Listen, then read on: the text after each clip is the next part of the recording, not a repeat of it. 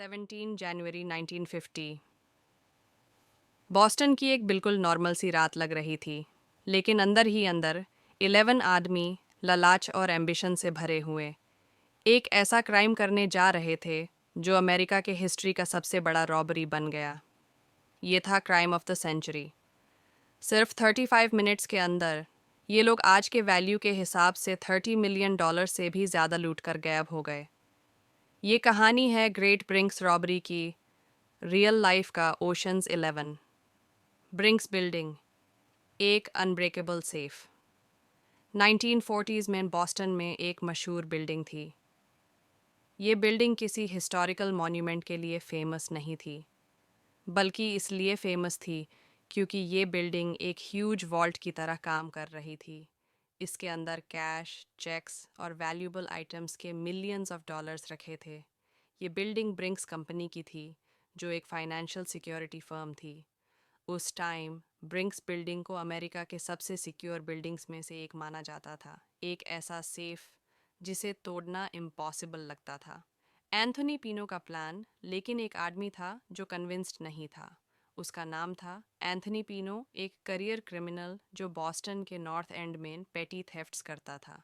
1947 में मंथ्स तक ब्रिंक्स बिल्डिंग का ऑब्जर्वेशन करने के बाद उसने रियलाइज़ किया, अकेले ये हाइस्ट पॉसिबल नहीं है, मुझे एक टीम चाहिए। क्रू असेंबल होती है। पीनो ने कांटेक्ट किया जोसेफ मैगिनिस से, जो बॉस्टन अंडरवर्ल्ड का लेजेंड था।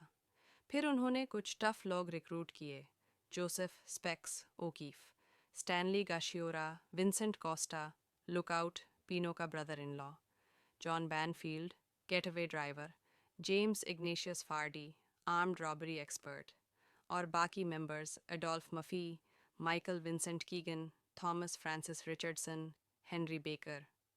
टोटल 11 आदमी एक ही मिशन के लिए यूनाइटेड, ब्रिंक्स का इम्पॉसिबल फॉर्चून चुराना। परफेक्ट प्लानिंग पीनो जानता था, ये जॉब मंथ्स लेगा। हाइस्ट का प्लान बिल्कुल परफेक्ट होना चाहिए। Fast entry, fast exit, zero evidence, solid alibis. Months तक प्लानिंग होती रही।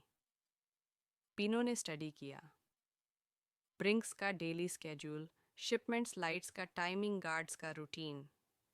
सबसे बड़ा चैलेंज मनी सेकंड फ्लोर पर था और उस तक पहुंचने के लिए 5 लॉक्ड डोर्स क्रॉस करने पड़ते। कीज बनाने का स्मार्ट ट्रिक क्रू ने एक जीनियस ट्रिक यूज़ की। रात को बिल्डिंग में घुसकर एक एक डोर का सिलेंडर लॉक चुरा लेते, फिर उसका डुप्लीकेट की बनाते और असली लॉक वापस रिप्लेस कर देते। No trace. उन्होंने एस्केप के लिए एक ग्रीन 1949 फोर्ड ट्रक भी चुरा लिया। नवंबर और दिसंबर में उन्होंने गेटवे रूट प्रैक्टिस किया। हर टर्न मेमोराइज्ड था। Disguises ready the navy coats, gloves, chauffeur caps, rubber Halloween masks, faces completely hidden. Heist day, January 17, 1950। Finally वो दिन आ गया। क्रू रॉक्सबरी में मिला, ट्रक में बैठा और ब्रिंक्स डेपो की तरफ निकाल पड़ा।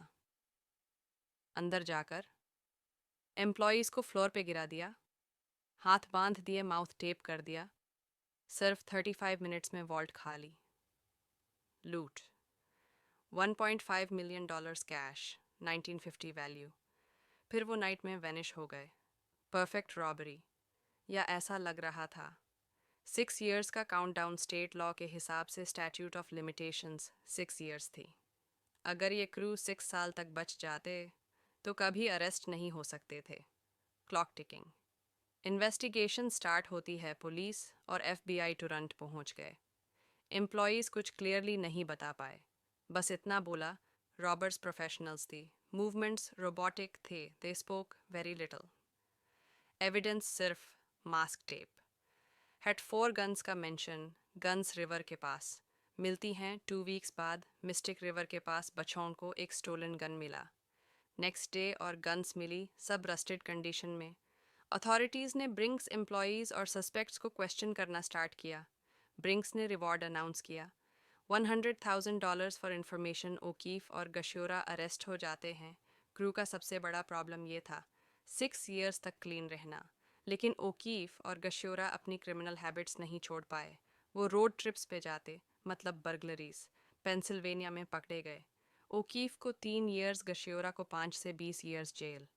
लेटर्स ने सस्पेशन बढ़ा दिया। एफबीआई ने नोटिस किया, ये लोग फैमिलीज को लेटर नहीं लिख रहे, लेकिन बॉस्टन के कुछ आदमियों को लीगल फंड के लिए लिख रहे हैं। ये ग्रुप वही था, पीनो, मैगिनिस, बेकर, मफी। अथॉरिटीज़ को लगा कुछ गड़बड़ है। एलिबस का पैटर्न, सब सस्पेक्ट्स का स्टोरी सेम। 7 बजे के अराउंड सब लोग लोकेशन चेंज कर रहे थे। Exactly heist window 7:10 PM to 7:27 PM। सबकी whereabouts unclear. O'Keefe turns against them. O'Keefe jail से रिपीटेडली मनी मांगता रहा। सब ने इग्नोर किया। वो गुस्सा हो गया। उस पर असैसिनेशन अटेम्प्ट्स भी हुए। फाइनली 1956 में एफबीआई के सामने बोला, all right, what do you want to know. सिर्फ 11 डेज बचे द स्टैट्यूट एंड होने में। Crew arrest 12। जनवरी 1956 को क्रू मेंबर्स अरेस्ट हो गए। ट्रायल हुआ। सबको लाइफ इम्प्रिजनमेंट। ओकीफ को लीनियंट 4 इयर्स सेंटेंस मिला।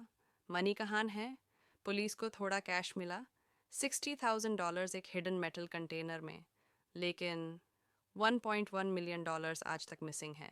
ग्रेट ब्रिंक्स रॉबरी का ट्रेजर कभी नहीं मिला।